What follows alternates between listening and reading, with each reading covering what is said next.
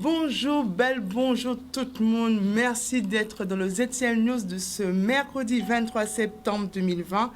Il est 12h32 et puis on va commencer notre émission, bien entendu, comme d'habitude, avec des invités, mais aussi ponctués d'actualité. Alors, l'actualité aujourd'hui, ce sera effectivement le point trekking qu'a fait l'ARS hier avec les médias. Ce sera aussi l'interview du secrétaire général du SPEC sur le problème de l'eau dans les établissements scolaires. Suivi, bien entendu, vous savez, il y avait des travaux au CREPS. Ce sera la première piste connectée de la Caraïbe est livrée. Et on parlera aussi de cartes passerelles.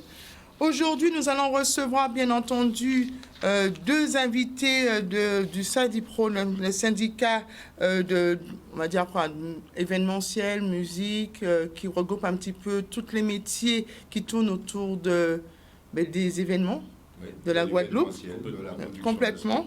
Alors justement, ensuite nous aurons Stéphanie de Courtemanche, responsable de communication EFS Guadeloupe, Marthe Guyane, et nos deux chroniqueuses du mercredi, José Turlepin, chronique Mais c'est l'habitude, on continuera à parler de plantes, et Martine Fazer, qui viendra bien entendu nous parler de sa chronique La culture selon Martine.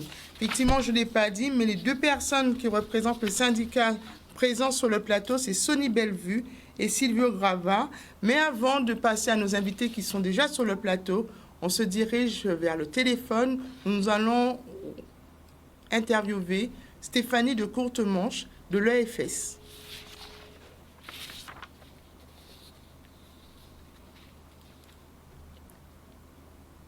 Alors, comme elle n'est pas encore au téléphone, donc on va commencer avec vous, messieurs. Alors, votre présence sur ce plateau, messieurs, bonsoir. Bonsoir. Bonsoir. Alors, c'est une actualité, effectivement, qu'on a pu constater sur les réseaux, mais pas que.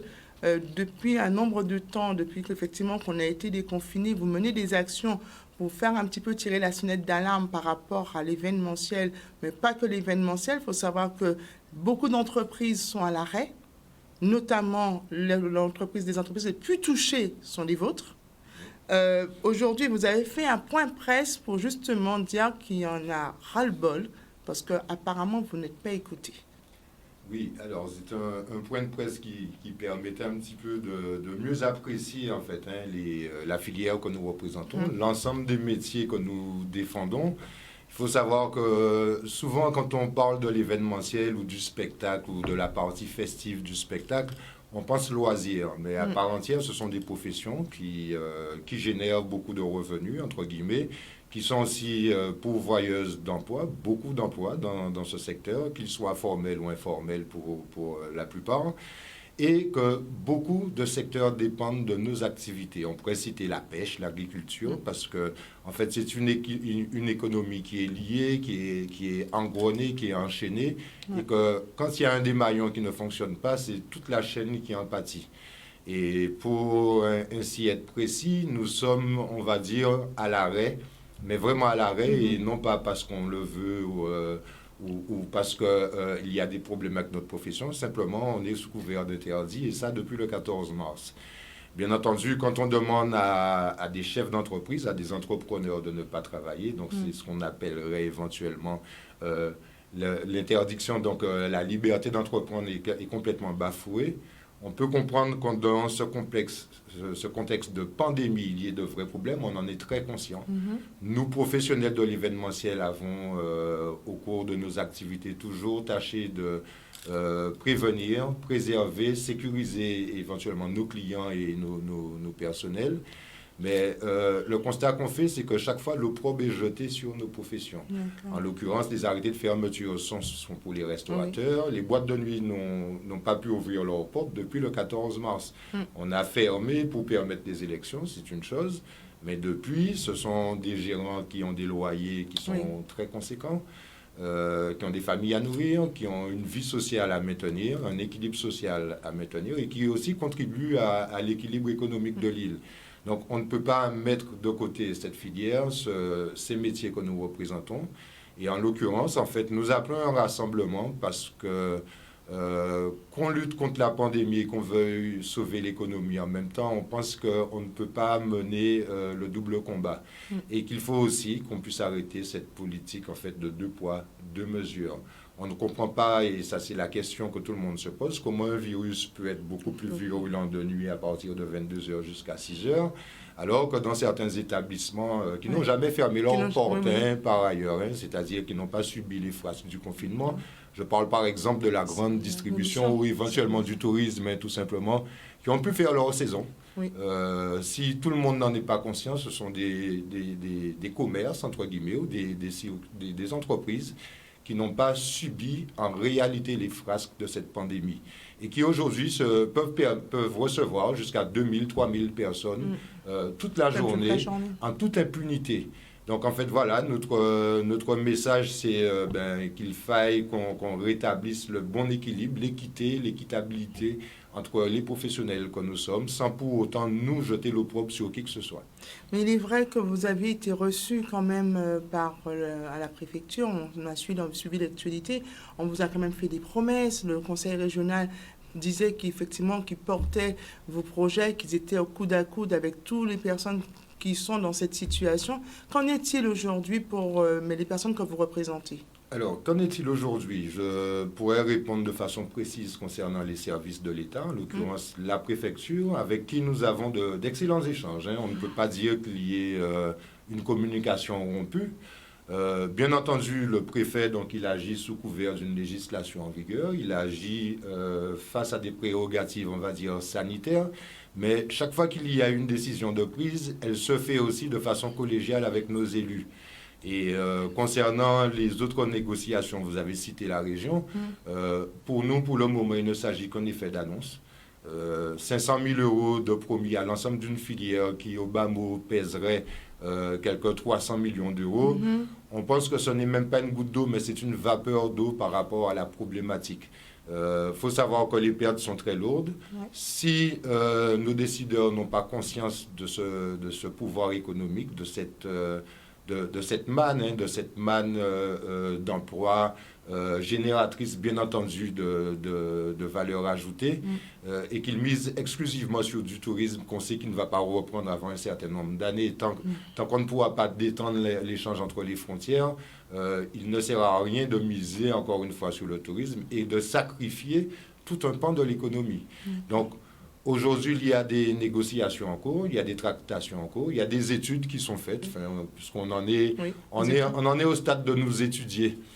Alors que ce sont quand même des professions qui existent pour la plupart depuis plus de 40 ans. Donc, à quel moment on est sérieux, à quel moment on nous considère et à quel moment, en fait, il y a des gens qui y auraient de la priorité à notre rencontre ou pas. Alors, vous avez quand même des chiffres. Quand on regarde depuis la fermeture de vos établissements, de vos structures, les personnes que vous représentez, combien d'entreprises aujourd'hui a déposé le bilan? Alors, moi, je représente le Collège des discothèques, donc je pourrais plus spécifiquement vous parler des discothèques. Il faut savoir qu'avant la crise, on comptait 1600 discothèques en France. Aujourd'hui, à date, vous avez déjà 300 établissements qui ont déposé le bilan. Il y en a 80 autres qui sont en très grande difficulté. Donc, ce n'est que le début. Ce n'est que le début, sachant qu'en plus, on n'a aucune perspective de réouverture. Donc, tous ceux qui sont là, ils essaient de tenir au maximum. Et c'est très, très compliqué pour eux. Alors justement, fermer dépôt de bilan, ces personnes sont reçues, on leur parle, on communique avec eux. C'est quand même incroyable de savoir que la Guadeloupe pas si grand que ça. On arrive quand même à communiquer et à pouvoir dire, parce qu'on dit qu'on aide, on est solidaire. Donc les discothèques ne sont pas faites que pour danser. Est-ce qu'il n'y a pas de moyen de justement ces établissements puissent revoir justement leur fonctionnement ou bien se redécouvrir différemment? Parce que c'est quand même des structures...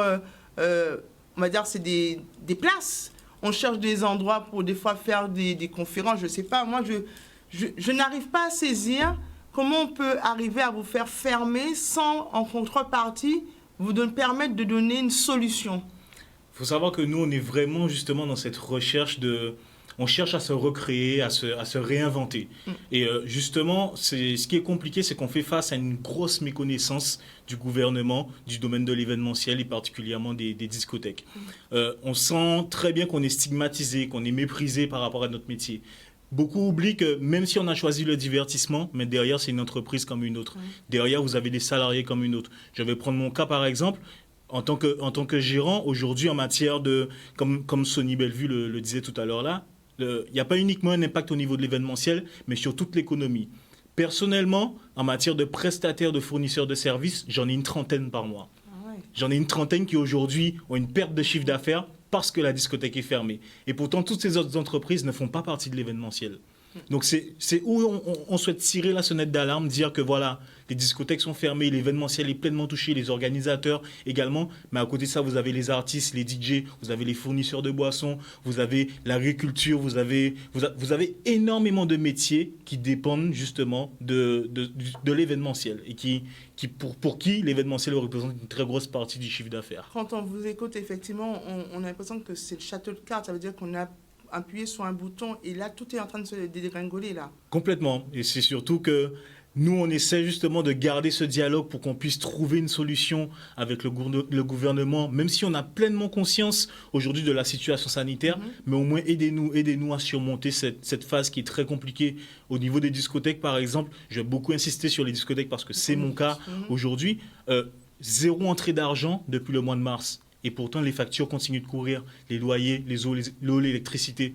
Pour vous donner un chiffre, pour que les gens puissent un petit peu comprendre, tous les mois, j'ai à peu près 11 000 € de charges qui sont incompressibles, qui ne sont pas gelées.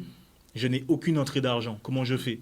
Aujourd'hui, j'ai la chance d'avoir des bailleurs qui sont compréhensifs, des prestataires qui sont compréhensifs de la situation. Mais du jour au lendemain, mon bailleur peut me dire, écoutez, monsieur, ça fait 6 mois que vous n'avez pas payé le loyer, sortez.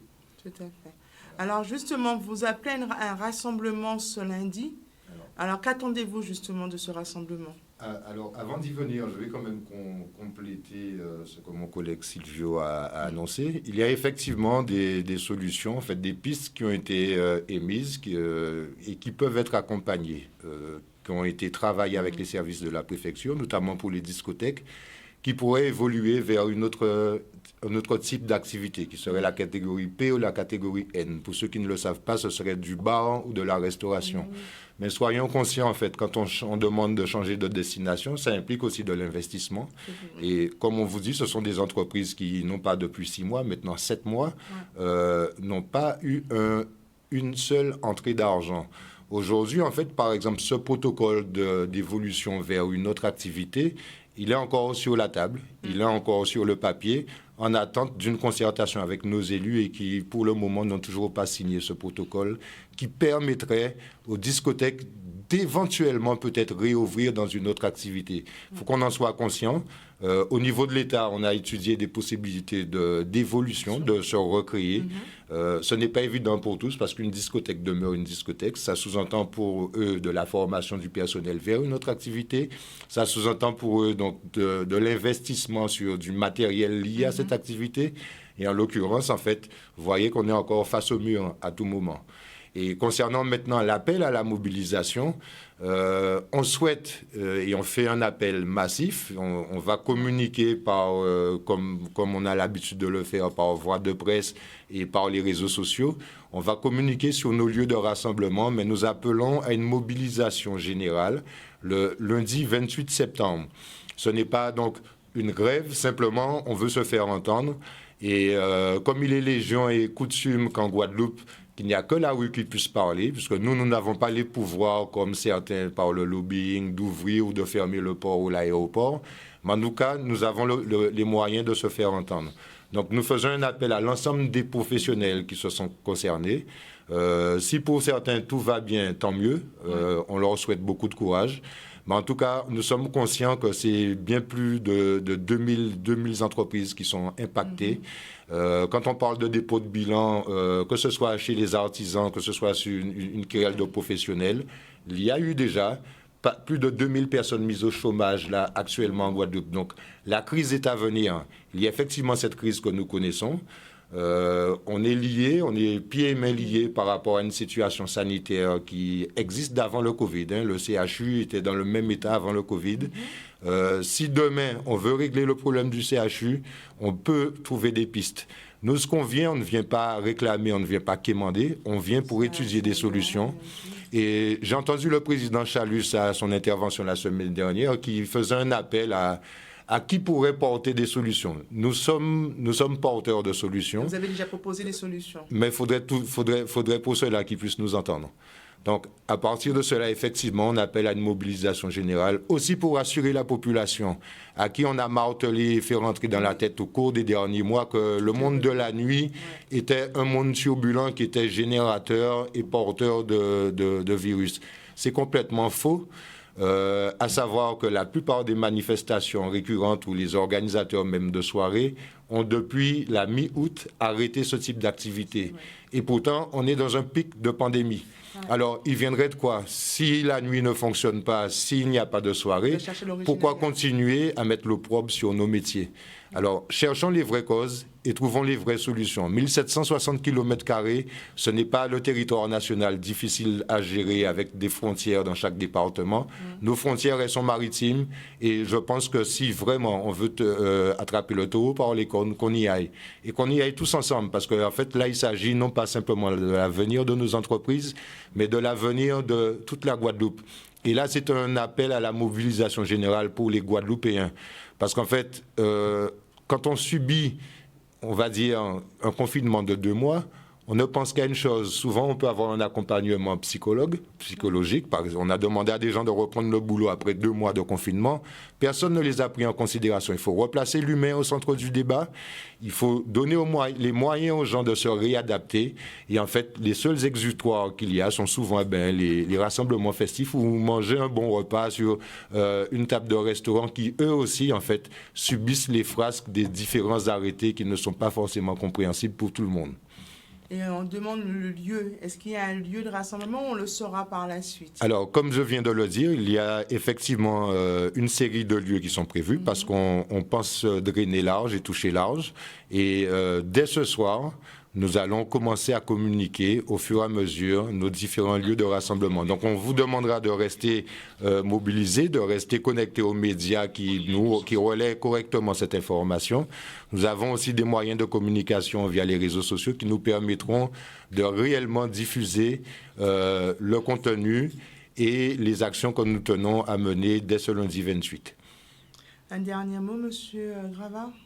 Moi, je tiens juste à signaler que même si on nous a fermés, même si on a interdit l'événementiel, la fête continuera toujours. Et ça, il faut que le gouvernement ait conscience de ça. Aujourd'hui, les fêtes se font dans des sphères privées, sans aucun contrôle, sans aucune mesure barrière. Nous, on est là justement, on est des professionnels, des vrais professionnels. Permettez-nous de travailler, c'est tout ce qu'on demande, juste pouvoir travailler. Et si on ne peut pas travailler, on peut tout à fait l'entendre, mais accompagnez-nous, proposez-nous de quoi faire survivre nos entreprises qui aujourd'hui sont complètement à l'arrêt et sont en train de tirer la langue.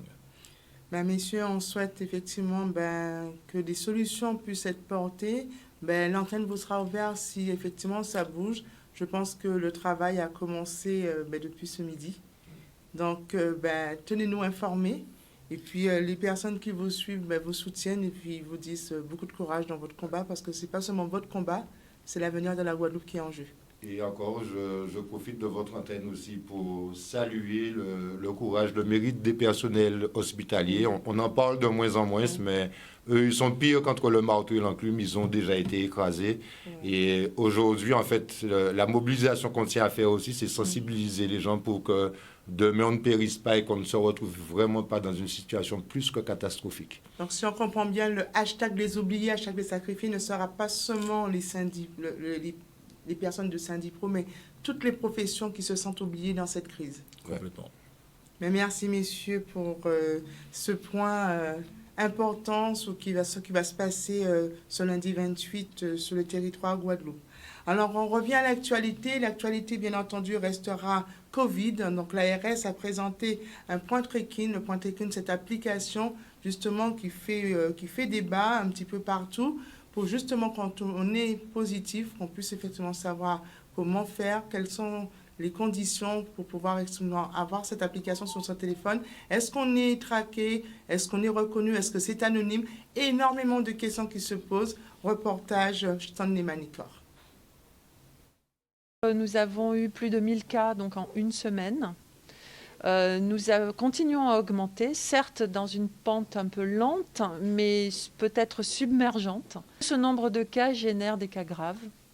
Et malheureusement, nous commençons à voir apparaître donc, des cas vraiment très graves, voire un nombre de décès qui est élevé, puisque nous enregistrons 16 décès dans la semaine. 8 qui sont décédés en réanimation, 8 hors de la réanimation. Quasiment tous, en revanche, avaient de l'obésité, du diabète, de l'hypertension. Environ 4300 cas cumulés au total depuis le début de l'épidémie, avec la moitié qui sont guéris, mais aussi à environ 2000 personnes sur le territoire qui sont contaminantes. Le dispositif de contact tracing, c'est d'identifier le plus vite possible à la fois les cas positifs, donc c'est tout le travail de dépistage diagnostic, et aussi d'identification des cas contacts. C'est en fait une décision du gouvernement à la sortie du confinement au mois de mai. Il a confié à l'assurance maladie de tracer les personnes qui sont positives. Plus vite on alerte les personnes, plus vite on peut les protéger. Encore une fois, on l'a dit tout à l'heure, c'est essentiel que la protection, notamment la protection des personnes vulnérables, soit faite dans les meilleures conditions. Donc, bien sûr, ça passe par l'isolement. Donc, au moment de l'identification des cas contacts, on invite les personnes à s'isoler. Et pour que ces personnes n'aient pas de difficultés, si besoin, on leur délivrera des arrêts de travail. Quelqu'un qui est positif et qui est asymptomatique ne sait pas qu'il est malade. Donc, le lui annoncer, il reste isolé, il nous donne l'enquête des personnes puisqu'il ne sait qu'il n'est pas malade, donc automatiquement il a des contacts avec d'autres personnes. Ça automatiquement freine, on ne va pas dire ne stoppe pas, mais freine la circulation du virus. On invite la personne à prendre contact avec son employeur pour développer tant que faire se peut du télétravail, parce que ça reste aussi une mesure efficace pour éviter la propagation du virus. Mais il faut savoir qu'on le sait aujourd'hui, qu'on a des gens qui sont asymptomatiques. Donc contact tracing, c'est assurance maladie, c'est aujourd'hui plus de 25 personnes qui sont mobilisées du lundi au dimanche à téléphoner aux personnes qui sont positives parce que nous, les résultats, nous les avons par le biais des laboratoires. Ensuite, nous faisons l'enquête auprès de cette personne, l'enquête familiale et extrafamiliale, c'est-à-dire le milieu professionnel, et nous appelons toutes les personnes contacts pour justement leur demander de respecter les gestes barrières, de s'isoler jusqu'à ce qu'ils fassent un test de dépistage. Alors, on revient avec notre invitée qu'on avait annoncé au départ, Stéphanie de Courtemanche, la responsable de communication de l'établissement français du sang, Guadeloupe-Guyane, et avec nous au téléphone. Stéphanie de Courtemanche, bonsoir. Oui, bonsoir à tous. Alors, effectivement, on vous interroge aujourd'hui parce qu'effectivement, l'EFS fait appel à des dons. Et aujourd'hui, le message d'urgence, elle est de plus en plus martelé. Oui, en fait, là, c'est au niveau national. C'est-à-dire que tous les établissements français du sang font cet appel, en fait, d'urgence. Et sachant que nous faisons appel à la métropole, il faut savoir qu'une poche sur 3 nous vient de l'Hexagone, c'est encore plus compliqué. Puisque nous sommes l'EFS Guadeloupe-Guyane et nous distribuons également les produits sanguins en Guyane. Et là, le bilan est que depuis 10 ans, on n'a pas connu de stock aussi bas. Donc la crise sanitaire, bien sûr, désorganise fortement en fait toutes les collectes de sang puisque les entreprises sont de plus en plus frileuses à nous accueillir, les écoles aussi, le temps de s'organiser, ce qu'on comprend parfaitement. Mais c'est vrai qu'étant un établissement de santé, on avait déjà un protocole sanitaire avant, qu'on a renforcé. Donc en fait, tout est mis en œuvre pour que le donneur soit en toute sécurité. Et justement, c'est ce que je vais vous demander, parce que dans le contexte du Covid, énormément de personnes hésitent à donner son sang. Alors, comment les rassurer pour leur dire que tout est mis en place justement pour que le Covid, justement, qui circule, ne va pas impacter sur leur quotidien? Alors, il faut savoir, je pense que tout le monde le sait, mais je tiens quand même à le répéter, que le Covid n'a aucun lien avec le sang. Donc, si toutefois vous êtes malade ou asymptomatique, que vous venez donner votre sang parce que vous vous sentez en pleine forme, il n'y aura pas d'impact sur votre corps. Et étant donné que la poche elle est traitée, le receveur pourra tout à fait, on va dire, consommer la poche de sang. Donc déjà, c'est une chose. Donc, toutes les personnes qui sont malades, qui se sentent malades, bien sûr, elles ne peuvent pas donner leur sang. Il faut qu'elles attendent une période de 28 jours. Concernant l'acte même de donner le sang, donc comme je vous disais, toutes les mesures ont été renforcées. C'est-à-dire que nous donnons un masque à chaque donneur, un stylo individuel qu'il garde. Tout est stérilisé 2 fois plus qu'avant.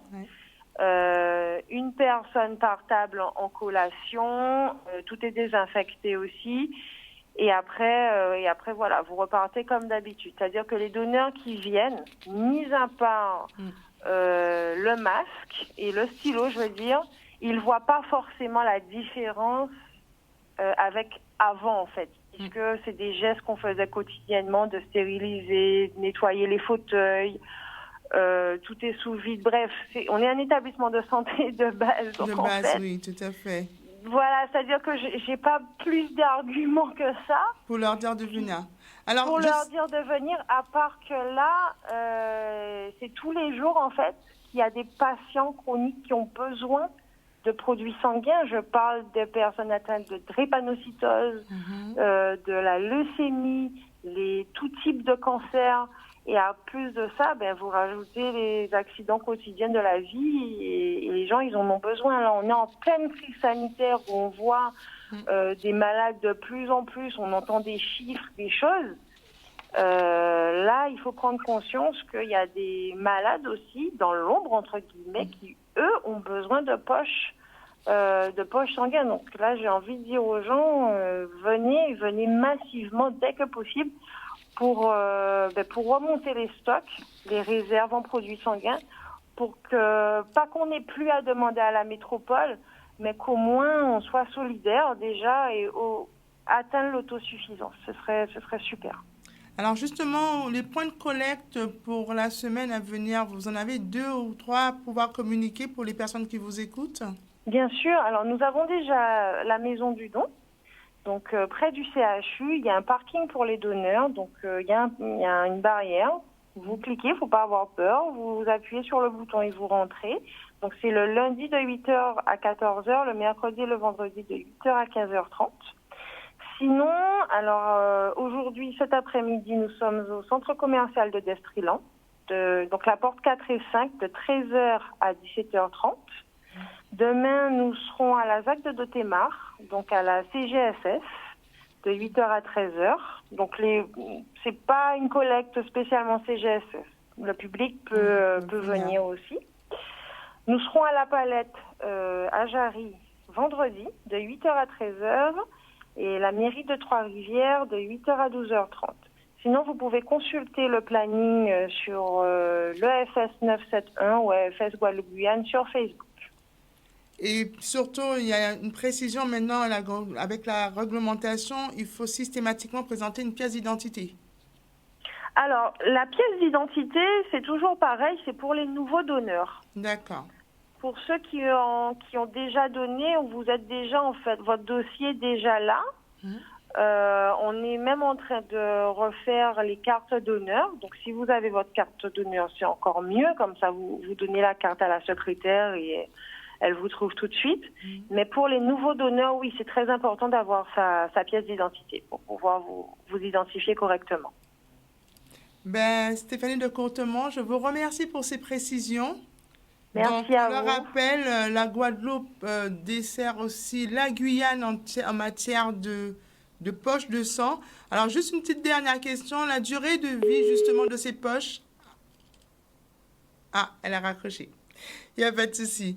Donc, il est 13h, on va prendre la première pause publicitaire et on se retrouve avec notre chroniqueuse, mais c'est l'habitude, Josée Turlepin. À tout à l'heure. 13h07, retour sur le plateau du ZCL News. Donc, retour à l'actualité. Donc, on vous disait en préambule que l'interview de Marie-Émile Mirval, le secrétaire du SPEG pour les problèmes de l'eau, il faut savoir que depuis lundi, les établissements scolaires des Abîmes et de Pointe-à-Pitre ont dû justement renvoyer dans les familles des milliers d'élèves et d'étudiants pour un problème technique sur le réseau de l'eau. Donc, le syndicat dénonce justement cette situation qui perdure en pleine crise sanitaire. Par ailleurs, il demande au rectorat de pouvoir mettre à disposition dans ces écoles des citernes d'eau et pas que, parce que justement, il dénonce par ailleurs les directives qui ont été données par la rectrice de vouloir à tout prix maintenir ouvert les écoles. Reportage tout de suite. Dit qu'il y a un problème, qu'il faut régler la problématique de l'eau là. Il faut absolument aussi régler la problématique de l'eau là en disant c'est l'école là. Parce que nous ne pouvons pas comprendre qu'il n'y a pas d'autres solutions. Là, on voit de l'eau péter, là, on voit de l'eau péter. Là, on voit qu'on fait tout d'eau parce qu'il y a une sécheresse. Nous ne pouvons pas comprendre que systématiquement, l'école a fermé dans les zones. Ça a posé un problème à cette continuité pédagogique là, à cette continuité à les enseignements.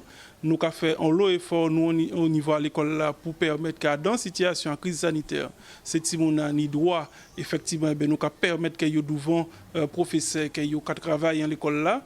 Nous ne pouvons pas comprendre qu'à côté de ça, les autorités, les responsables, les élus, pas qu'à faire travail nécessaire pour qu'il y ait de l'eau dans cette école-là. De l'eau, ça veut dire que si vous ne voyez pas de l'eau courante en robinet, il faut une citerne. Citerne a de l'eau la pluie pour faire nettoyage, pour faire mettre dans ces WC-là. Il faut de l'eau, citerne a de l'eau potable aussi, pour permettre que là, vous voyez couper de l'eau là comme ça, si c'est pour un jour ou deux, qu'il y ait des citernes qui prennent les relèves et qui permettent de baisser de l'eau potable pour que les gestes barrières qu'on a commandé nous faire, ils soient appliqués. Donc, nous estimons qu'il y a un gros problème au niveau de l'eau et il ne peut pas toucher systématiquement chaque fois l'école là et pour que ça ne pas déranger personne dans le pays là. Si l'éducation est en priorité en Guadeloupe, en cas que tout le monde qui est en responsabilité dans ces affaires-là, ça, déjà cisé, mettez tête à eux ensemble pour voir qu'il y a trouver comme solution rapide. Et pas dire nous que demain, qu'il y a une structure unique de l'eau, pas ça non plus, qu'il y a des problématiques, à de l'eau qui a pété, à de l'eau qui parvient dans cette école-là. Il faut nous résoudre définitivement tous ces problèmes-là. Ça. Alors, comme chaque mercredi, nous avons des chroniqueuses sur le plateau du ZCL et nous allons effectivement aller à la rencontre de Martine. La culture, son nom Martine, générique. Le soleil levé le matin, à plat dans le ciel là, que tous les oiseaux guettent parce qu'ils ont content. Moi, quand m'était comme ma prière, la divinité. Bonsoir Martine, alors comment vas-tu? Ça va Naïla et toi? Bien, bien, bien. Bah oui, il faut. Hein. Il faut. Bon, regardez bien avec. Allez, hein. Oh là là, quelle coiffure, quelle magnifique coiffure. Hein? Alors, il faut que je te dise, je vais éviter de me coiffer comme ça. Oui. Parce que déjà, on me confond avec toi. Ouais. Alors, donc, mais non plus maintenant, t'as vu, c'est fini. Voilà, donc c'est fini. Là, comme ça, tu as ton identité propre et moi, j'ai la mienne. Excusez-moi. Bonjour tout le monde, bien bonjour téléspectateurs, bien bonjour auditeurs, bien bonjour fan club et bien bonjour José qui sont arrivés. C'est ça. Voilà, donc la deuxième chroniqueuse du jour. Et on se retrouve souvent ensemble. Bon, je ne vais pas prendre tout son temps de parole. En tout cas, Naïla, tu es ravissante. Merci. Et puis, on se dit, générique, c'est fait. Bon, voilà. Après, c'est éphéméride. Éphéméride, eh bien, pas encore. Ah. Parce que comme j'avais des petites choses à dire, et que également, cette nouvelle saison de la CSM, eh bien, il va y avoir des petits, petits ajustements, des petites nouveautés. J'en ai parlé la dernière fois. Tout à fait. Eh bien, donc, on va commencer à les mettre en place. Et l'éphéméride va s'y inscrire tranquillement.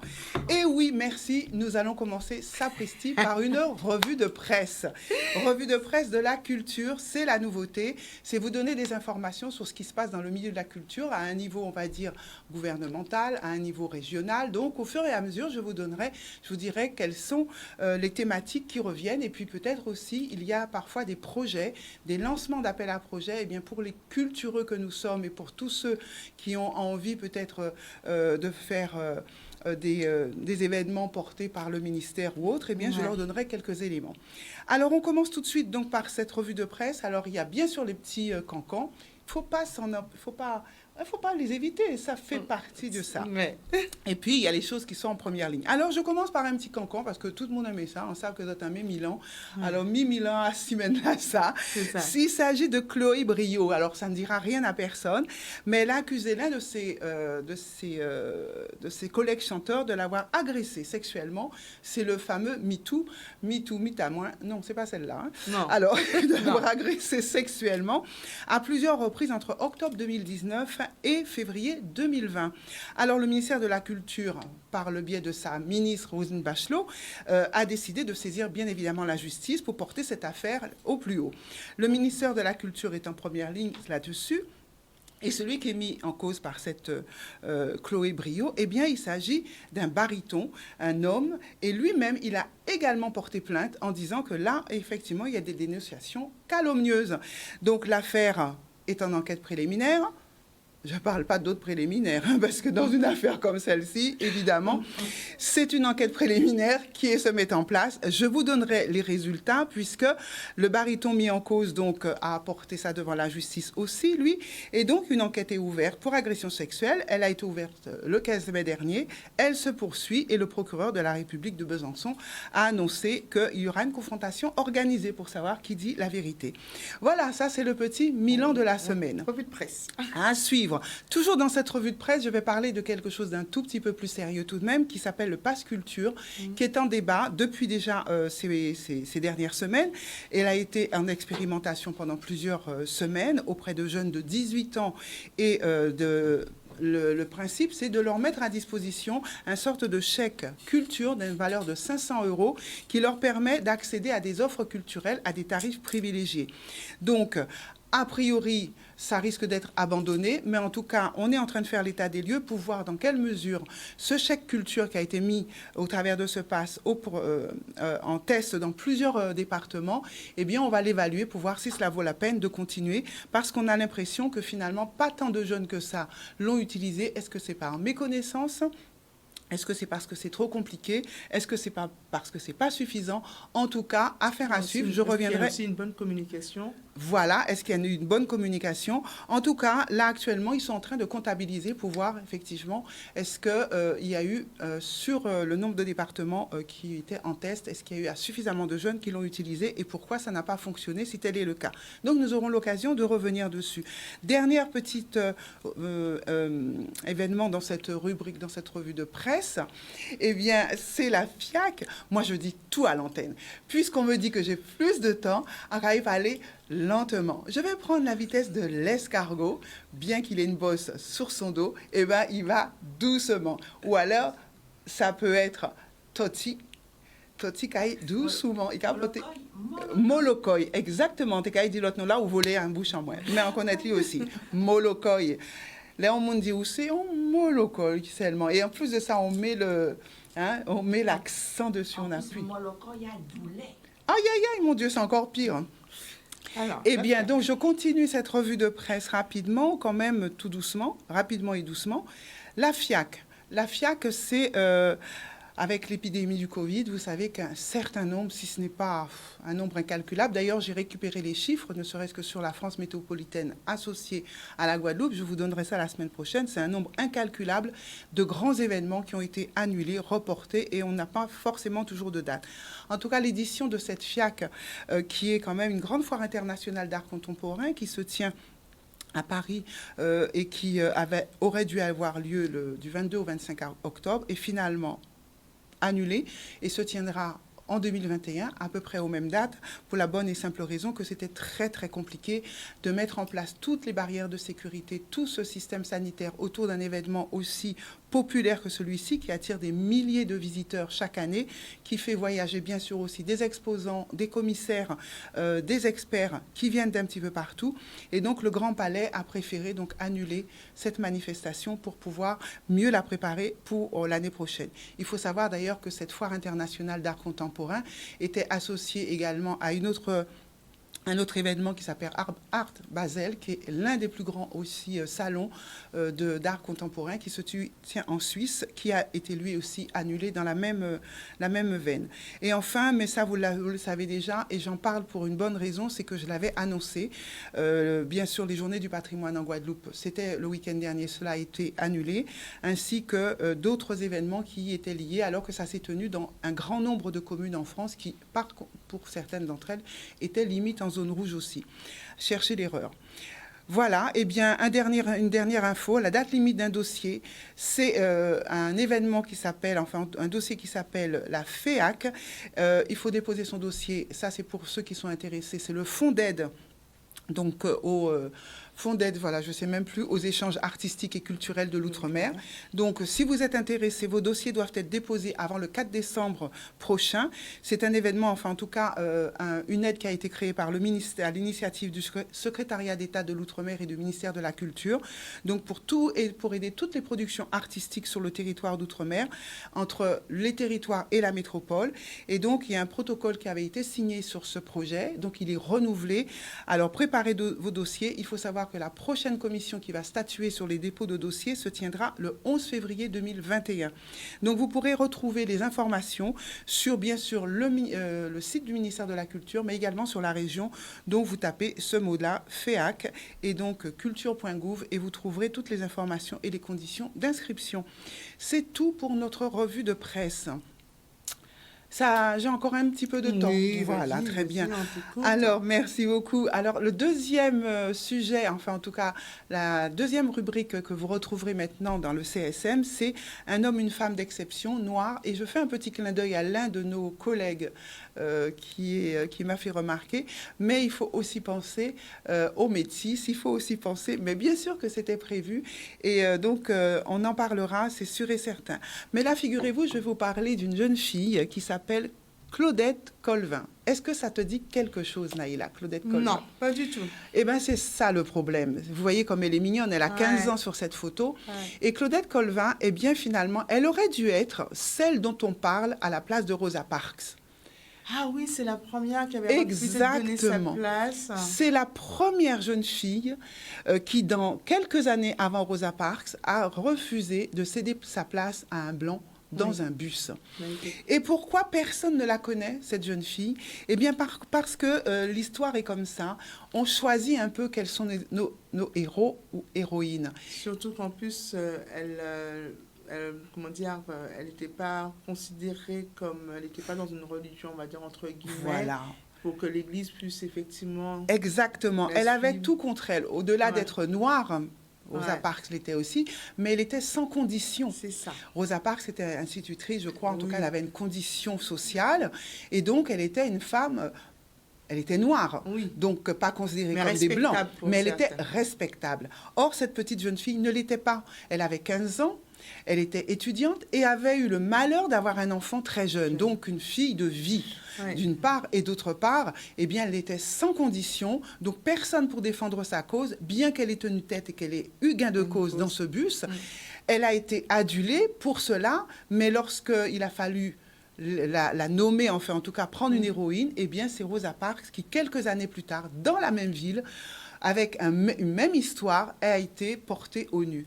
Et Claudette, eh bien, figurez-vous qu'elle est remise à sa place, à sa juste place, grâce d'abord à une écrivaine qui s'appelle Tania de son nom va me revenir parce que j'ai Tania de Montaigne.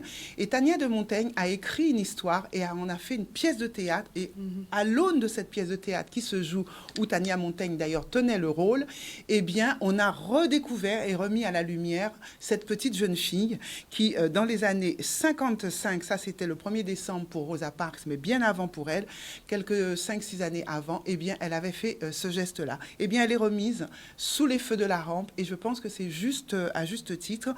Eh bien, voilà, pour Claudette, cette histoire. Sachez que cette jeune fille, à l'âge de 15 ans, a tenu tête à toute une Amérique raciste et ségrégationniste en refusant de céder sa place. Et donc, une pièce de théâtre, un livre et une bande dessinée ont été écrits sur son histoire. Et donc, la semaine prochaine, je vous parlerai donc de celle qui a écrit cet ouvrage, Tania de Montaigne, que vous avez vu tout à l'heure. Et donc, je vous raconterai cette histoire de Tania de Montaigne, qui, elle aussi, est une jeune femme rebelle à la vie et qui, au travers de son écriture, même si elle n'a pas commencé par ça, parce qu'elle était dans une radio avant, je ne vous en dirai pas plus. Rendez-vous avec Tania la semaine prochaine. Oui, ça. Voilà. Et puis, enfin, je vais vous dire deux choses encore. On parle de monuments. Oui. Je dois en parler dans Ouais. mes rubriques. De monuments, de lieux. Aujourd'hui, je ne vous parlerai pas d'un monument, mais de quelque chose qui est monumental. Qu'est-ce qui est monumental, sinon un monument? Eh bien, c'est le Media Lab du MIT, du MIT. Le MIT, et c'est un énorme projet qui a été mis en ligne. C'est ce qu'on appelle le Panthéon de la culture. Et ce n'est pas un monument, c'est un site Internet gigantesque, tentaculaire, où on va pouvoir retrouver tous les grands noms de la culture, en passant par tous les pays, en passant par toutes les sections et au-delà de la culture. Alors, quand on dit culture, il faut viser très large. On va trouver quand même des joueurs de foot, on va trouver des poètes, on va trouver des philosophes, on va trouver des stars américains de ceci ou de cela. Tout le monde pourra s'y retrouver, à condition, bien sûr, qu'il y ait une recherche sur Google pour cette personne-là. Et D'accord. figurez-vous, savez-vous quelles sont les 3 personnes qu'on retrouve en tête de ce Panthéon? Quelqu'un de chez nous? Non, pas encore. Ça va Ah. venir, mais Ah, ça bon. viendra parce Bon. que je vais inciter nos Guadeloupéens à chercher certains noms. Ouais. Et ça, on en reparle tout à l'heure. Eh bien, figurez-vous, il y en a 3. Il y a Aristote, un philosophe. Ouais. Il y a Platon, Ouais. un deuxième philosophe. Et le troisième, je vous le donne en 1000 et 1000. C'est pas Aimé Césaire. Non, Jésus-Christ, quand même. Bon. Eh ben non, mais il Ok. arrive quand même qu'en 3e position. C'est Oui. ce que je trouve qui est assez incroyable. Après Platon, après 2 philosophes. Ça veut dire que c'est les demandes dans plusieurs pays. Je crois qu'ils agrèguent les demandes qui sont faites au travers de 20 ou 25 pays. Et plus ce nom remonte, plus on considère qu'effectivement, c'est... Voilà, il est important. Donc voilà, cherchez donc sur Internet Media Lab du Mythe. C'est dans le Massachusetts et vous allez trouver donc ce laboratoire extraordinaire qui est en train donc de propulser les noms au-delà de Wikipédia ou autre également. Voilà, et bien en termes d'agenda maintenant, puisque c'est le 3e volet, l'agenda, il est compliqué l'agenda en ce moment, très Ouais, compliqué très. parce qu'il est très maigre. Il faut vraiment fouiller. Alors je vous avais parlé la semaine dernière, la semaine d'avant, des journées du patrimoine à août. Et il y a quelque chose que nous devions célébrer au Moule, parce que c'était une date anniversaire, celle du 18 décembre, il y a 10 ans, nous quittait Patrick Saint-Éloi. La ville du Moule avait prévu de faire une très belle manifestation avec la famille, donc manifestation qui a été faite dans sa plus stricte intimité, qui s'est tenue donc ce vendredi 18. Et donc ce que je voulais vous dire qu'il en reste de cet événement, c'est que quand vous passerez au Moule dorénavant et que vous irez au cimetière du Moule, vous verrez qu'il y a une stèle magnifique qui a été érigée donc en mémoire de Patrick Saint-Éloi, et la ville a été également donc pavoisée avec des grandes Les fraises. des grandes toiles. Ah, des toiles, carrément. Ce sont des toiles, voilà, qui sont Ouais. au-dessus, des grandes banderoles, ouais. donc au-dessus de la mairie, de la bibliothèque, Robert Loison. Il y a 3 sites qui ont été pavoisés, donc en hommage à Patrick Saint-Éloi. Et je sais que même si la date est passée, il y a Radio Sofaya, entre autres, qui chaque année fait une journée, enfin une émission spéciale, et qui avait également prévu toute une journée autour de Patrick Saint-Éloi. Donc ça, c'est sur Radio Sofaya, c'était le 20 septembre. Alors, c'est vrai qu'on n'a pas pu en parler, mais il est toujours possible d'aller au Moule pour voir donc cette très belle stèle dans la ville, et puis donc tous ces pavoisements qui sont faits en hommage. Une petite chose à venir, Poulard Fair, qui devrait se tenir du 8 au 10 octobre prochain à l'hôtel Fort Fleur d'Épée. La Poulard Fair a dû changer de lieu, changer également, se recréer, se repenser, pour s'adapter à cette crise. Donc du 8 au 10, j'aurai l'occasion de vous en parler et normalement, j'aurai l'infime honneur d'y participer en tant que photographe. Waouh! Voilà, et 2 autres artistes du moule qui sont un graffeur, donc Ronnie la Créole, et un vidéaste qui est Monsieur Cancel Olivier, que j'ai choisi parce que Olivier, il faut le savoir, il a été primé plusieurs fois pour plusieurs de ses courts-métrages. Tu le sais, la cour de... Voilà. Donc voilà, donc vous aurez l'occasion de les rencontrer. Enfin, je voulais faire un petit clin d'œil à une édition, plutôt à une association qui s'appelle l'équipe Paré. Je ne sais pas si tu en as entendu parler. Parti autonome, réformiste, écologique et éducationnel. Elle est portée par Monsieur Boucard Georges. Ah oui, oui. Voilà. Tout à fait. Donc, ils ont un événement là, le dimanche 27 septembre prochain au restaurant Encanla à Belle-Plaine pour dévoiler voilà, toutes les missions, les actions que souhaite mener cette association pour protéger quelque part notre environnement et notre écologie. Donc là, bien sûr, avec tous les respects sanitaires qui s'imposent. Donc rendez-vous ce dimanche, je viens de vous le dire, en Cannes-là, pour rencontrer toutes ces personnes, cette association qui s'appelle donc Parti autonome, réformiste, écologique, éducationnel. Paré. Voilà, Paré, P-A-R-E-E. Et donc, je vous dis, sur Coco News, on ne trouve pas d'agenda, c'est fini en ce moment. Almol, on n'a pas d'agenda en ce moment. Caribs Event, c'est moi, il n'y a pas d'agenda en ce moment. C'est terrible, il y a très, très peu de choses. Donc, la semaine prochaine, je vous donne rendez-vous avec Monde en Vue, donc, qui se tiendra, 7e édition Festival international des droits humains de Guadeloupe. Et puis, je vous reparlerai de Tania de Montaigne et bien sûr, des petites surprises. À ciao! Merci Martine pour la chronique La Culture selon Martine, qu'on retrouve mercredi prochain pour d'autres revues de presse, d'autres découvertes, d'autres potins. Et voilà. D'autres Milan. Et merci On va prendre la pause publicitaire. Il est 13h27 et on se retrouve en 3e plateau pour la suite avec notre chroniqueuse José Turlepin.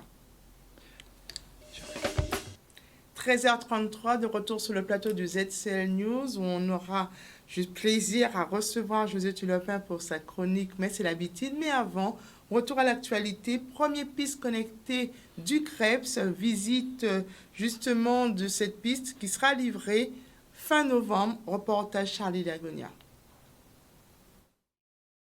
L'objectif premier, c'est s'inscrit dans un projet relativement fort de la construction, une construction nouvelle d'un équipement nouveau, un équipement structurant qui est la piste d'athlétisme du CREPS, qui va améliorer le parc d'équipements sportifs et qui va s'intégrer dans un centre de formation qui est le CREPS Antilles-Guyane, propriété de la collectivité régionale 2016, pour améliorer les conditions d'entraînement pour nos jeunes sportifs. C'est un instrument aussi, donc ces capteurs, et ce sont des instruments qui vont permettre aux coachs et aussi aux entraîneurs de pouvoir contrôler leur entraînement, de faire aller le sportif plus loin, qui n'est pas exclusivement lié à l'athlétisme, mais réellement à l'ensemble des sportifs, pour faire des plans de détection, pour pouvoir avoir des mesures qui sont des mesures de fréquence, des mesures de ce qu'on appelle des data, fréquence, vitesse, ground contact, tapping, de la fréquence, enfin un ensemble d'indicateurs pour pouvoir mesurer l'entraînement, pour les faire progresser. I am a happy man, soy feliz. Je suis très heureux parce qu'au fond, je suis la transition en ce qui se faisait de 65 à maintenant. Je vois les progrès et surtout la qualité des matériaux qu'on met, les installations qu'on met à notre disposition. C'est que maintenant nous aurons de quoi conforter nos idées que nous avons, les comparer avec les résultats qui sont pratiquement infaillibles. L'impression visuelle qu'on avait, eh bien, ou elle sera confortée, ou alors elle sera infirmée par les résultats. Ce qui compte là maintenant, c'est que la Guadeloupe et particulièrement le CREPS, creuset du sport antilo-guyanais, puisse retrouver sa splendeur et qu'avec toutes les installations, aussi bien côté hébergement, alimentation, nourriture que technique, eh bien nous serons au top. Puisque c'est la 3e piste de française et c'est la première connectée dans la Caraïbe. Et qui dit connectée dit le monde entier saura qu'en Guadeloupe, nous avons la piste la plus performante au niveau connectique, puisque nous avons 2 capteurs sur les lignes droites, 2 capteurs sur le 400, un capteur sur le son en longueur. Donc tous les grands de la Caraïbe, tous les grands du monde sauront qu'en venant en Guadeloupe, ils auront la possibilité, les matériaux, pour pouvoir quantifier, bonifier et faire avancer leurs performances, puisque sachez que la Guadeloupe, c'est le département qui a produit le plus grand nombre de champions du monde, de champions olympiques, de champions d'Europe, dans beaucoup de disciplines. La Guadeloupe, c'est une terre de champions, mais une terre de champions qui se renouvellera et qui va perpétuer l'excellence et le travail du savoir-faire guadeloupéen. Et on continue toujours dans ce volet sport. On parlera de carte passerelle, sport scolaire et sport en club. C'est un dispositif qui permettra justement aux écoliers de CM1 et CM2 licenciés UCEP et UXEL la possibilité de tester différents types de sports au sein de clubs partenaires de cette opération. Reportage Maxime Morel. Le dispositif, c'est le dispositif carte passerelle qui s'inscrit dans les objectifs de développement du comité national olympique et particulièrement du comité aussi régional olympique, le Cross Guadeloupe, de faire en sorte qu'il y ait ce lien entre l'école, donc le monde scolaire, et les fédérations sportives, donc le monde civil sportif. C'est important qu'on reprenne des activités sportives déjà, que tout le monde reprenne, surtout pour les jeunes qui sont casernés, qui ont été casernés à un moment dû au confinement. Avec le ticket passerelle, ça permet aux jeunes de pratiquer, en tout cas d'essayer une activité sportive et de peut-être s'inscrire, prendre une licence dans un club de sport. On sait que sur le territoire guadeloupéen, il y a beaucoup trop d'enfants qui ne font pas de pratique. Et donc la carte passerelle permet d'aller vers les plus jeunes, CM1, CM2, peut-être voire plus vers les CE1. Et c'est une opportunité pour faire savoir aux enfants qu'il y a des activités qui peuvent les recevoir, qui peuvent découvrir. Et ça passe forcément par les parents. Et donc, c'est une vraie opportunité. Il a été prouvé, démontré que le sport apporte un plus aux jeunes, est très important dans la vie du jeune. Fait que oui, il est important que le jeune ne pratique pas le sport qu'à l'école, mais qu'il puisse également adhérer à une association et pratiquer une activité sportive hors scolaire. Il est important de reprendre goût à l'association, reprendre aussi toutes les valeurs que véhicule en particulier l'olympisme, puisque ce sont des valeurs de fair play, de fraternité, de solidarité, qui sont inculquées. Il faut retrouver un langage pour que ces enfants comprennent un peu, s'intéressent, et surtout qu'ils pratiquent. Il n'y a pas de petites pratiques. Il y a surtout se garder en santé le plus longtemps possible, mais de façon encadrée et accompagnée. Et ça, c'est le rôle des enseignants et des parents de faire en sorte. Et nous, on accompagne. Posez le message quelque part. On retourne sur le plateau du ZCL News. Donc, on va aller à la chronique comme c'est l'habitude avec José Turlepin. Et on parlera bien entendu de la deuxième partie justement des préparatifs de la rentrée scolaire. Tout à fait. Alors, juste pour rappel, bien bonjour, excusez-moi. C'est ça. On était surpris du retour à l'antenne. Voilà, quelle irrévérence. C'est l'aléa du direct. Voilà, juste pour rappel, la première partie de préparatifs de la rentrée, on avait vu les thés rafraîchissants, suivi de la purge à l'huile de ricin. Et aujourd'hui, nous allons parler du bain de fleurs et de feuillage, le bain des marées de la rentrée. J'ai voulu en parler parce que souvent, on parle du bain des marées du 31 décembre. Oui, et on a vrai. l'impression qu'il n'y a que celui-là. Non, absolument pas. Il y a le bain qu'on prend à la rentrée, que les mamans, que les grands-mères, que les mabos ou bien la voisine qui a la science prépare pour vous préparer à la rentrée. Alors, bain de fleurs et de feuillage. Il me paraissait quand même évident de mettre en évidence l'utilisation du magico-religieux avec le règne végétal et aussi à la fois, mais de façon presque concurrente, avec des conduites ancestrales et aussi des mythes qui nous sont venus d'Afrique. Donc, ça peut expliquer, une façon d'expliquer en tout cas une partie de ces bains avec quand même une forte consonance magico-religieuse. Donc se baigner avec des fleurs, se parfumer le corps de la tête aux pieds. L'importance des fleurs qui étaient déjà parfumées. Et en plus, dans ces bains, souvent, on ajoutait des lotions pour activer la puissance de ce bain. Pourquoi les parfums, me direz-vous? Tout simplement parce que depuis l'origine des temps, le parfum a un sens presque sacramentel. Donc, à l'origine, parfumer, c'était par la fumée. Et ce terme renvoie à l'utilisation religieuse de l'encens, des résines odorantes qu'on faisait brûler. Et cette fumée véhiculait jusqu'aux dieux les pensées, les souhaits et les vœux des hommes. Donc vous imaginez comment il était important de se parfumer. Et encore aujourd'hui, mesdames, regardez le pécule que nous mettons dans le parfum. Toujours. Voilà. C'est vrai. Alors, quel bain, justement, est recommandé pour la rentrée scolaire? Alors, pour la rentrée scolaire, c'est surtout un bain à partir de fleurs, des fleurs rouges, donc alpinia, rose. La rose a toujours cet effet magique, le pouvoir des fleurs, d'orchidée. Et dans le bain, on mettait aussi des fleurs d'hibiscus. Les fleurs d'hibiscus et les fleurs de rose cayenne.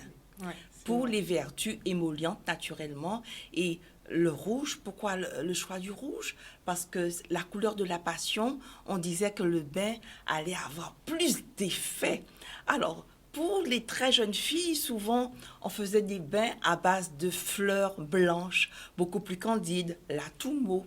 Une fleur, ici, généralement, on l'appelle lavande, rose pâle. Donc, ça, un bain qui allait convenir davantage à une jeune fille. Mais en tout cas, l'objectif du bain reste toujours le même.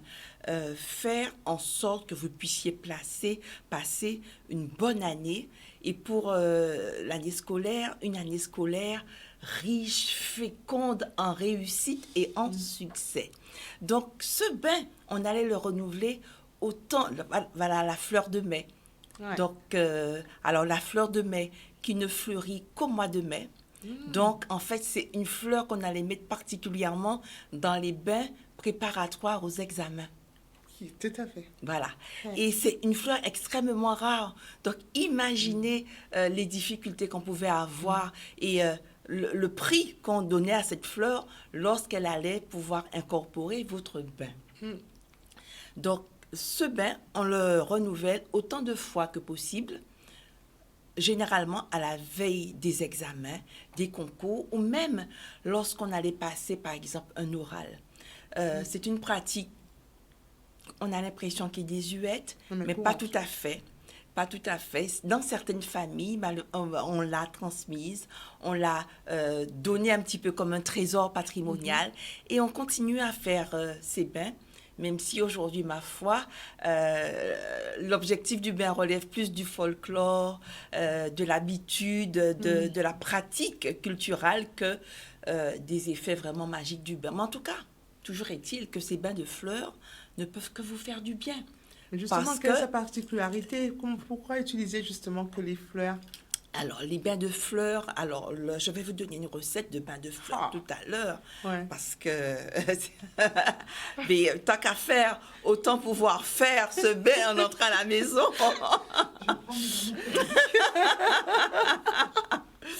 Donc, parce qu'en fait, le parfum des fleurs détend. Détend, et ce parfum, quand même, transmettait vos pensées, on a dit, jusqu'aux dieux. C'est pas négligeable. Et puis, les fleurs ont des vertus émollientes, des vertus endocriniennes et surtout des vertus directement liées à la peau, contre le vieillissement. Oui. Donc, toutes les fleurs contre le vieillissement qui remodèlent l'épiderme, qui travaillent sur les pores, parce que le bain, l'eau chaude du bain va permettre d'ouvrir les pores, donc détoxifier la peau. Et ensuite, les effets des huiles qui sont dans les fleurs ont un effet astringent pour refermer la peau. Donc, vous voyez, un hammam, on va au hammam, on peut faire son bain dans son jardin. C'est pour ça qu'on nous dit qu'on ne vieillit pas. Tout à fait, tout à fait, tout à fait. Et en plus, ce bain, après, vous donnez un teint lumineux, un teint clair, un teint presque de libellule. Donc, madame, voilà, usez et abusez des bains de fleurs. Alors, la recette, généralement, on va prendre une poignée de fleurs. Alors, chaque fleur a son usage particulier.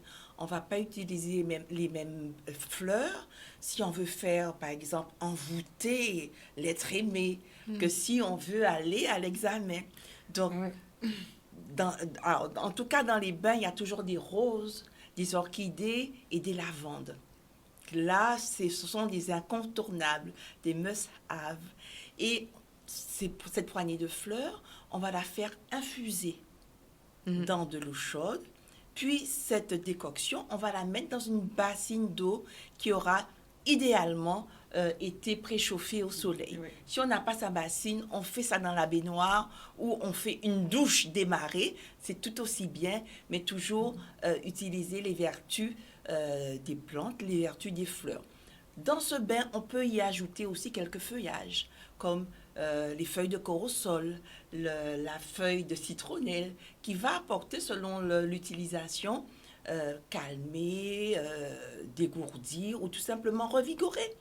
Alors, si la transmission de la connaissance des plantes, généralement, se fait de mère en fille, mais en tout cas, ce n'est pas une connaissance doctorale, c'est une connaissance en pratiquant, une connaissance expérimentale.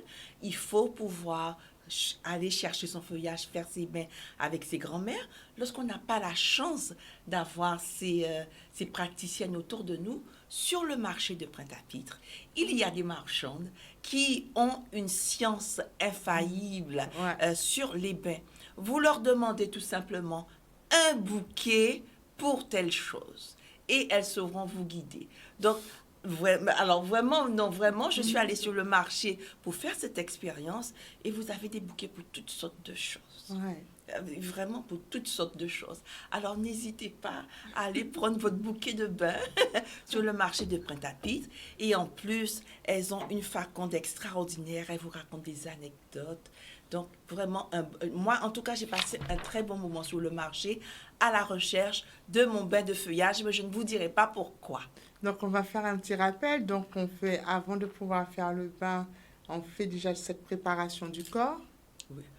Pour le préparatif de la rentrée. D'accord. Donc, thé. Alors, préparatif cognitif d'abord. Ouais. Donc, les leçons, on allait à l'école pays, les demoiselles et votre maman, histoire de revenir. Rappel à la mémoire de toutes ces choses qu'on pourrait oublier. Ouais. Ensuite, on a la préparation du corps physique. Donc, en prenant le rafraîchissement puis la purge. OK. Voilà. Et on a la préparation du corps émotionnel par le bain de fleurs et de feuillage. C'est tellement beau. C'est bien dit. Donc, c'est vrai que ça rappelle des souvenirs parce que je pense que tout un chacun... Petite, j'ai eu l'occasion d'avoir ces bains de fleurs. Et je trouvais ça tellement extraordinaire parce que ça sentait bon, on avait une jolie peau. Et par moment, la maman, lorsqu'elle avait fini ce bain, elle vous massait avec du lait d'iris. C'est vrai. Donc, alors vraiment, c'était pour pas faire le bain. Alors, je ne sais pas si ça se fait encore, le lait d'iris. En tout cas, on a d'autres laits végétaux à partir de plantes qui peuvent compléter, en tout cas pour terminer de fort jolie façon, ce bain de fleurs et de feuillage. Alors, je dirais, mesdames, allez chercher votre bouquet de bain. Ne dites à personne le pourquoi du bain, c'est entre vous et la vendeuse de feuillage. Et prenez vos bains, usez et abusez de vos bains. Merci, en tout cas, moi, j'en use. Ah oui, on en abuse même. Merci, José, pour ta chronique. Mais c'est l'habitude sur les préparatifs de la rentrée scolaire, mais pas que. Pas que, parce que comme elle vient de vous le dire, on peut prendre des bains de feuillage et de fleurs à tout moment de l'année. Eh oui. Voilà. Donc, il est 13h50, c'est la fin du ZCL News. On vous remercie d'avoir suivi l'émission. Donc, en première partie, nous avons reçu effectivement 2 membres du syndicat Syndipro qui justement fait un appel à mobilisation lundi 28 septembre. Les hashtags oubliés, les hashtags sacrifiés. Donc, justement, depuis le mois de mars, il faut savoir que nombre de professionnels, nombre d'entreprises n'ont pas réouvert et pas de solution justement pour ces personnes. Donc, sauvez la vie des oubliés, suivez justement leur action sur leur Facebook et bien entendu, on vous donnera un petit peu plus de renseignements au fur et à mesure des avancées des événements. Nous avons aussi eu Madame Stéphanie de Courtemanche, responsable de la communication EFS Guadeloupe-Martinique, qui justement appelle à dons. Il faut savoir que dans cette période de Covid-19, le stock a nettement diminué. Il faut savoir qu'ils reçoivent leur poche de France, mais que la Guadeloupe dessert aussi la Guyane. N'ayez pas peur, le Covid n'a rien à voir avec le don du sang. Les barrières sont respectées, comme elle vous l'a dit, chacun est reçu de façon protégée. Les stylos que vous utilisez vous sont laissés. Des stocks, des lieux de prélèvement sont un petit peu partout sur leur site Facebook, leur page Facebook. Donc, vous pouvez consulter le calendrier. Mais ils seront aujourd'hui à Destreland de 13h à 17h et vous pourrez donner vos sangs. Ceux qui sont premiers donneurs, n'oubliez pas votre carte d'identité parce qu'effectivement, il faut l'avoir. Et ceux qui ont l'habitude de donner, Vini, Bayos et Fos Nukrabano, c'est pour nous-mêmes. Il faut savoir que beaucoup d'autres maladies, pas seulement les personnes couchées à l'hôpital, mais les drépanocytaires en ont besoin. Donc, donnez votre sang. Et deuxième partie du ZCL, nous avons eu Martine Fazer à la chronique La Culture selon Martine avec les petits Milan et bien entendu tout le décryptage de la culture et toutes les fiacres. Si je me rappelle bien, j'ai bien appris ma leçon. Donc pour les jeunes de 18 ans avec un chèque de 500 €, allez-y, profitez parce qu'il y a plein de jeunes en Guadeloupe qui justement sont des créateurs, sont des artistes, ont de l'invention, ont de l'ingéniosité. Et justement, la semaine a été ponctuée par l'hommage à Patrick Saint-Éloi. Donc, allez sous la ville du Moule, allez voir ce qui se passe. C'est pas si loin. Effectivement, c'est vous qui l'avez enterré. Et on a fait un très, très bel hommage cette semaine. Et on a fini avec José Turlepin, bien entendu, sur les bains et feuillages, bains de fleurs. Marchez de Pointe-à-Pitre. C'est tout ce qu'on vous dit, marchez aux fleurs. Allez chercher vos bouquets, prenez vos bains. C'est très important. Vous savez, il y a une anecdote qui dit que on reste toujours jeune.